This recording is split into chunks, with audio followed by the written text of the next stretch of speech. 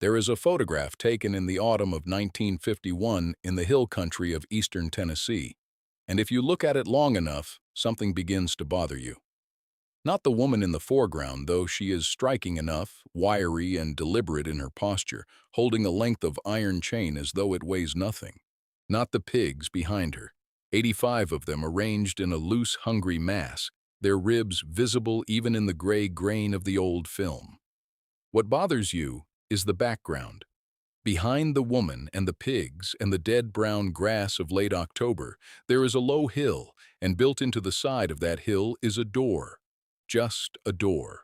Stone threshold, hand-hewn frame, the planks gone dark with age and sealed, as far as anyone could tell, for a very long time. Nobody in the county knew what was behind that door. Nobody had thought to ask. The woman knew.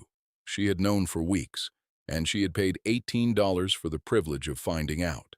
Her name was Calla Prentice, and she was 37 years old in the autumn of 1951, which meant she had been born in 1914, which meant she had grown up watching her father lose things.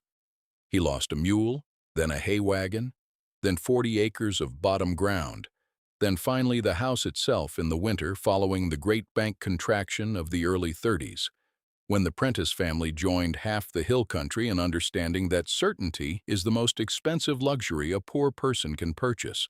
Her father died in 1942, believing he had bequeathed her nothing. He was wrong. He had left her two things.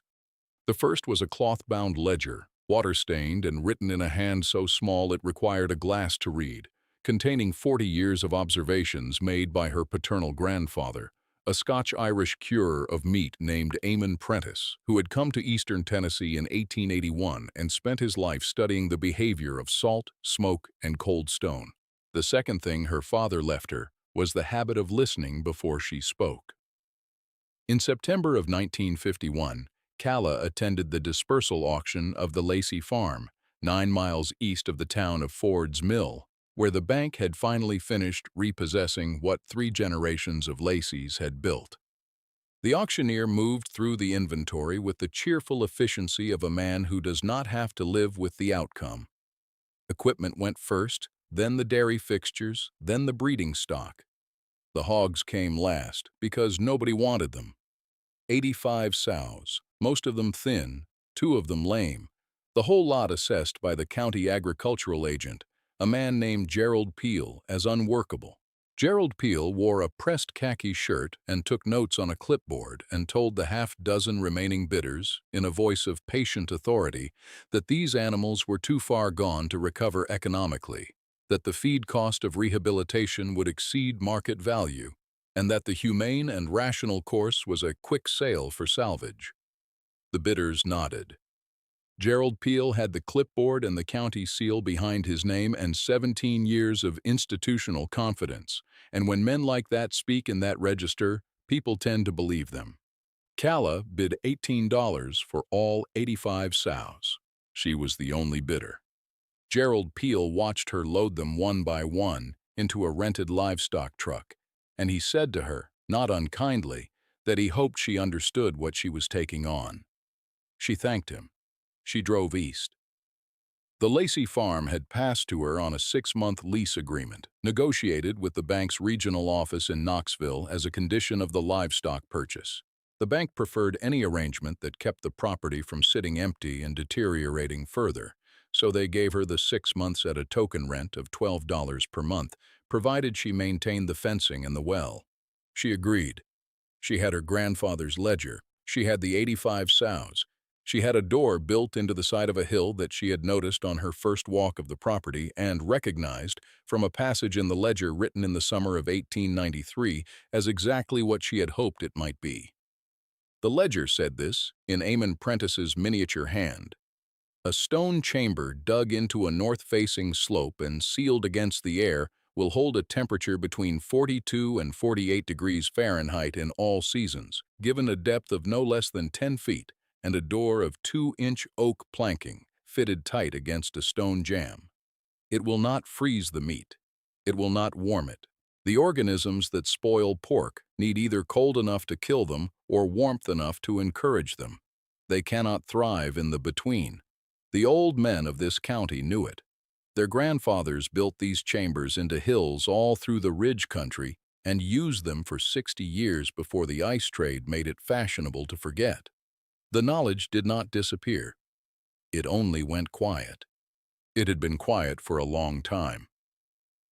Calla pulled the door open on a Saturday morning in early October, the chain she used to break the rusted hasp rattling against the stone, and inside she found what her grandfather's ledger had told her to expect. A chamber 12 feet deep, 8 feet wide, stone walls black with old smoke, the temperature a steady 44 degrees by her thermometer. On the walls were iron hooks, dozens of them, hand-forged. On the floor were the remains of old hickory ash, swept but not scrubbed. The last prentice to stand in a room like this had been her grandfather in 1917 or thereabouts. She stood in it for perhaps 3 minutes. Then she went outside and began the work of feeding 85 starving sows. The stone holds what the season forgets. That was the phrase Eamon Prentice had written at the top of the first page of the ledger, and Calla had read it so many times as a child that it had settled into her the way a river settles into a channel, not dramatic, just present, just the shape that things naturally took. She did not say it aloud to anyone in those first weeks. She simply worked. The rehabilitation of a malnourished sow is not complicated, but it is relentless. She fed them twice daily on a mix of cracked corn and boiled kitchen scraps, keeping the quantities modest at first to avoid refeeding shock, increasing the ration every 5 days as their digestion steadied. She walked the lot each morning at first light, checking legs, checking eyes, checking the subtle signs in posture and gait that Eamon's ledger described as the alphabet of a hog's condition. She kept notes in a school composition book, 1 page per animal, a number daubed in livestock paint on each sow's shoulder for identification. By the end of October, 3 of the lamest sows were walking without favor. By mid-November, the ribs of the worst cases had begun to disappear under returning flesh. She noted the dates. She noted the weights estimated by hand. She kept the numbers. Gerald Peel drove out in late October to conduct what he described as a welfare check, which was his right as county agricultural agent. He stood at the fence for a few minutes and watched the sows move across the lot, and his expression was the expression of a man revising a prediction without admitting it. He asked her what her plan was. She told him she intended to cure and sell smoked pork by the following spring. He nodded slowly and said that was a fine ambition, and then he asked whether she had access to a proper smokehouse. She pointed at the hill.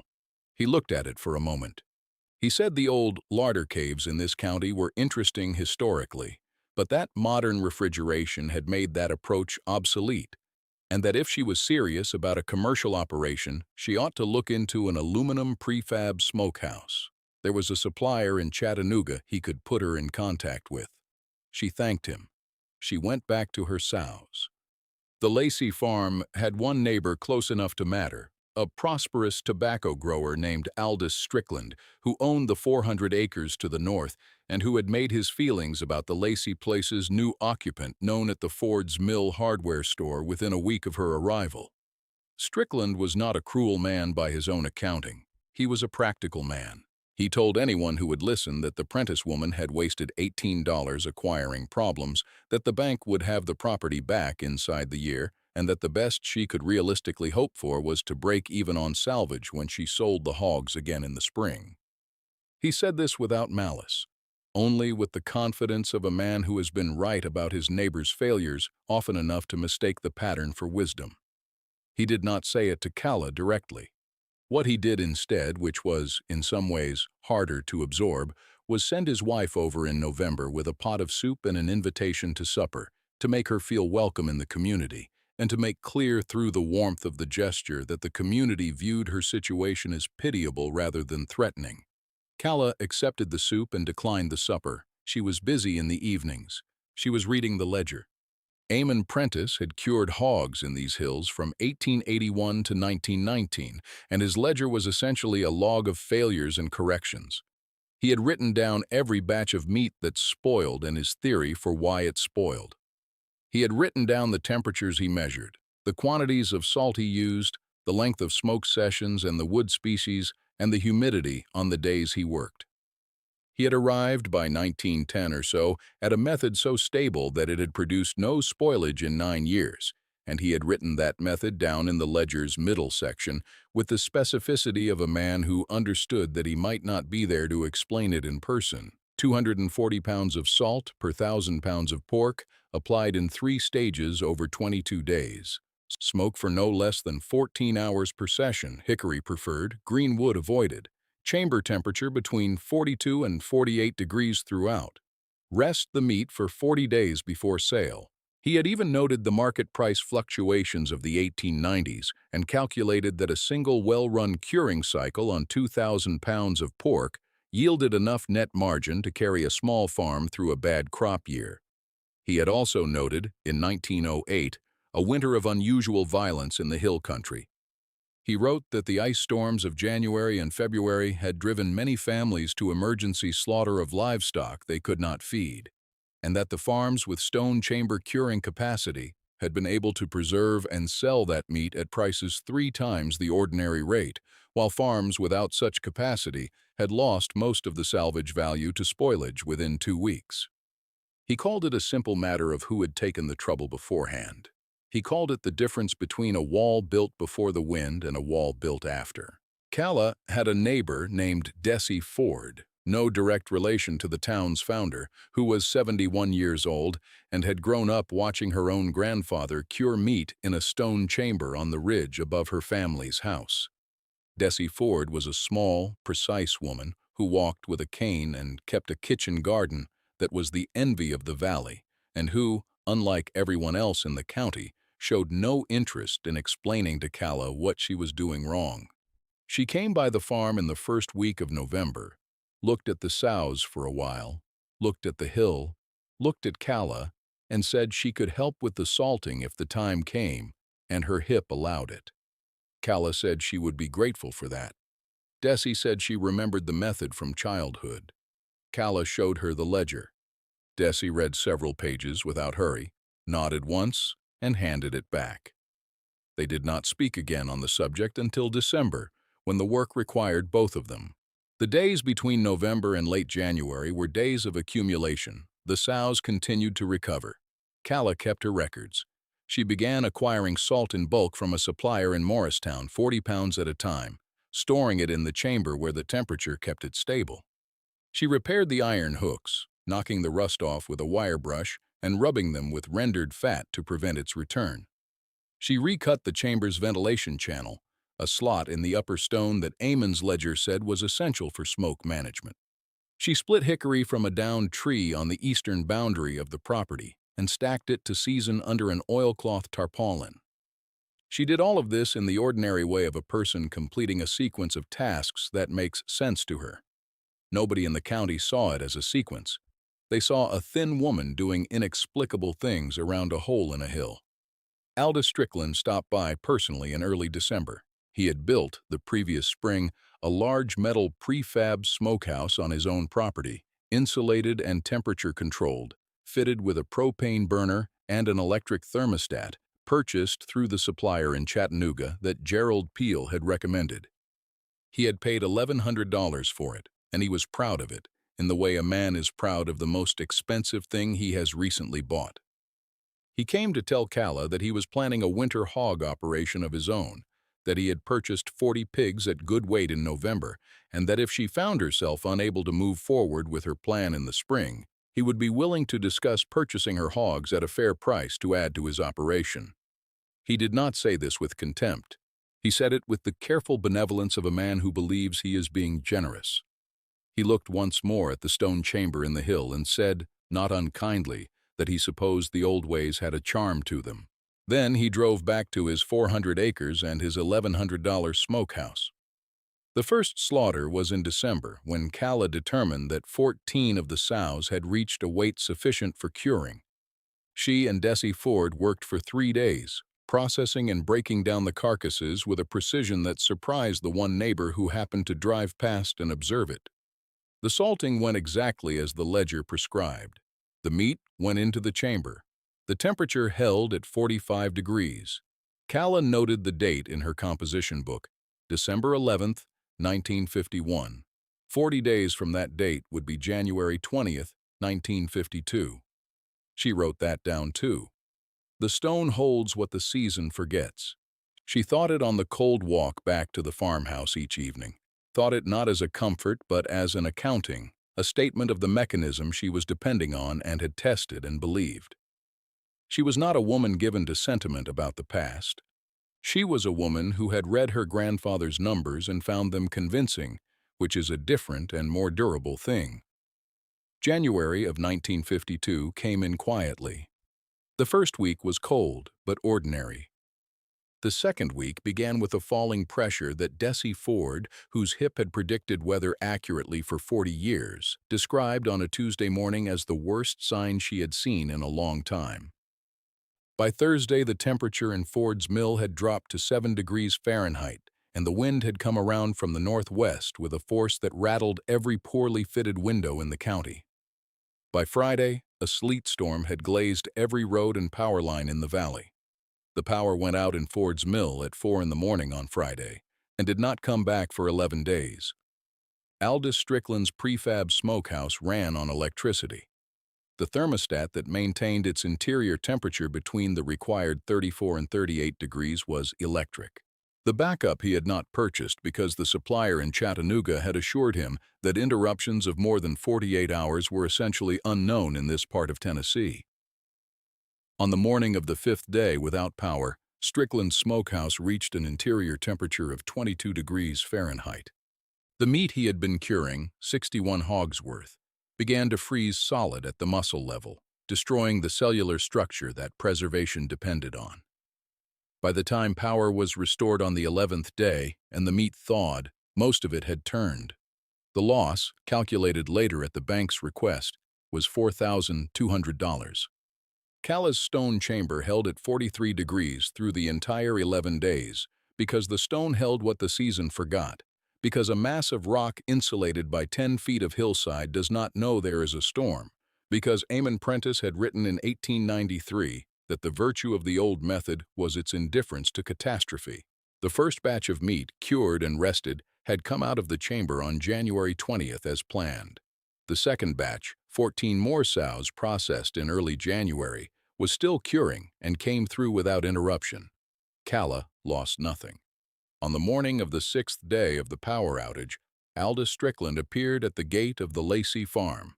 He was wearing a coat too thin for the weather, and his expression was the expression of a man who has recently discovered that $1,100 is not the same as experience. He did not say anything for a moment. He looked at the hill. He looked at the door set in the stone. He said, finally, that he had heard the chamber had come through without trouble. She said it had. He said his own situation was not good. She said she was sorry for it. He asked whether she had any capacity she was not using. She was quiet for a moment, and then she said she had room in the chamber for perhaps 800 pounds additional weight, which was not enough to save his operation, but enough to save something. He said he would take it.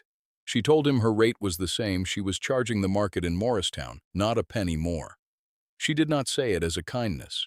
She said it as a fact, which made it more generous and harder to receive. In March of 1952, Calla Prentice sold her first cured pork to 3 buyers. The market in Morristown, a restaurant in Knoxville that had heard about the stone chamber operation through a distributor, and a grocer in Ford's Mill, who had initially declined her approach in November and now came to her in March with the adjusted posture of a man whose first judgment had been expensive. She received prices consistent with quality smoked pork in the regional market. She had invested $18 in livestock, $72 in lease payments for 6 months, $31 in salt, and approximately $40 in incidental supplies. The margin, after she settled with Dessie Ford at the rate they had agreed, was enough to secure a full-year lease from the bank, who by March had reconsidered the terms considerably. Gerald Peel visited the farm in April. He came in his official capacity, he said, to inspect the curing operation for county health compliance, which was legitimate. He spent 45 minutes in and around the stone chamber, asking technical questions with the careful precision of a man who has shifted from explaining to learning. He did not acknowledge having told her the operation was impractical. He did not need to. The shift in register was acknowledgement enough, and Calla accepted it without comment. She answered his questions. She showed him the ledger. He asked whether he could borrow it to make some notes from the temperature records. She said he could look at it here and she would answer any questions. He read it standing at the stone threshold of the chamber door in the pale April light for perhaps 20 minutes. Then he handed it back and said, with a plainness that cost him something, that he had not known about the old chamber method. She said most people had not. That was the end of the conversation. Aldous Strickland planted his tobacco that April in the ordinary way, and he did not build another prefab smokehouse. What he did instead was come to Calla in May with a proposition. He would clear and level the field that abutted the north side of the Lacey property, which he had been intending to do for drainage reasons anyway, if she would show him and his eldest son the chamber method as her grandfather had written it. She agreed. She spent 2 evenings at Strickland's kitchen table with the ledger and her composition book, walking the son through the temperature logic, the salt ratios, the smoke times, the ventilation. The son, whose name was Coy and who was 22 years old, and listened the way young people listen when they understand they are being given something they cannot afford to buy, took 3 pages of notes. He built a stone chamber into the north slope of his father's hill the following summer. It held at 44 degrees on its first test. He sent Calla a jar of sorghum by way of thanks. She used it over the winter. The stone holds what the season forgets.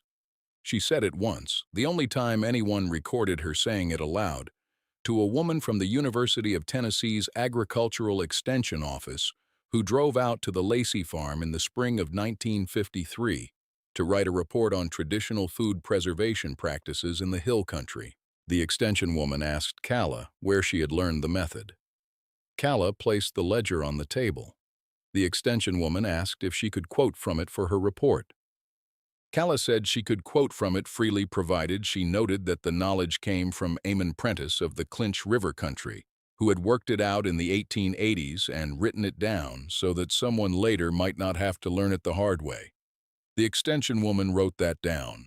The report was published in 1954 and included a diagram of the chamber's construction drawn from Calla's measurements, the temperature records from the winter of 1952, and a section recommending the method as viable, cost-effective, and underutilized. The Lacey farm did not stay the Lacey farm. By 1955, Calla had purchased it outright from the bank's holding company at a negotiated price that reflected the farm's improved condition, the existing lease history, and the fact that the bank's regional manager had developed an unexpected interest in what he called heritage agricultural methods after receiving a copy of the extension report from Gerald Peel, who had included a cover note describing it as significant. Calla paid $1,100 for the property.